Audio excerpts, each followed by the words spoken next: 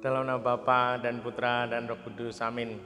Bapak, saudara terkasih, kaum muda, adik-adik, salam berkat, penuh semangat, berkah dalam.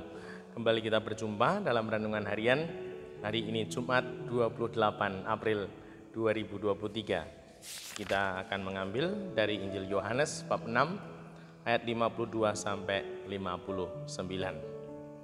Di rumah ibadah di Kapernaum, orang-orang Yahudi bertengkar antara mereka sendiri dan berkata, "Bagaimana Yesus ini dapat memberikan dagingnya kepada kita untuk dimakan?" Maka kata Yesus kepada mereka, "Aku berkata kepadamu, sesungguhnya jikalau kamu tidak makan daging anak manusia dan minum darahnya, kamu tidak mempunyai hidup di dalam dirimu. Barang siapa makan dagingku dan minum darahku, ia mempunyai hidup yang kekal. Dan aku akan membangkitkan dia pada akhir zaman.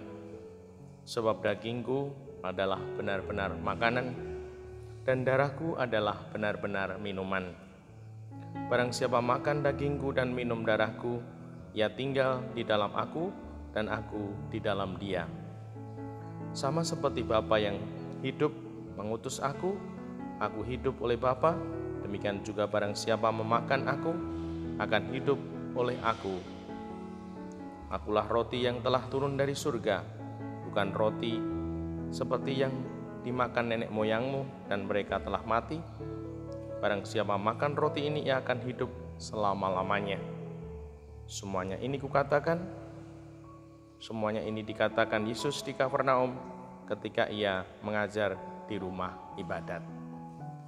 Demikianlah Injil Tuhan, terpujilah Kristus. Ibu, Bapak, saudara terkasih, bacaan ini sungguh meneguhkan, menguatkan kita semua sebagai manusia yang sungguh lemah. Dengan menerima roti hidup, kita akan mendapatkan kelimpahan berkat. Dan Tuhan memberikan pernyataan yang sungguh luar biasa. Jika tidak makan daging anak manusia, tidak mempunyai hidup dalam dirimu. Ini sungguh luar biasa.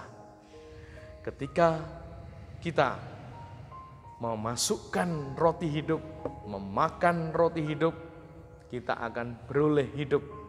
Dan Tuhan mengatakan, jika tidak makan daging anak manusia, tidak mempunyai hidup, berarti mati. Dan kalau mati, itu berarti tidak bisa berbuah, tidak bermanfaat, tidak mungkin menjadi berkat. Inilah hidup. Kita tidak mampu untuk menjalani hidup ini sendiri. Kita membutuhkan roti hidup, membutuhkan Tuhan. Dan semoga kita terdorong untuk selalu bersatu, mengandalkan Tuhan. Dan semoga dengan demikian kita mengalami kelimpahan rahmat dan berkat-Nya.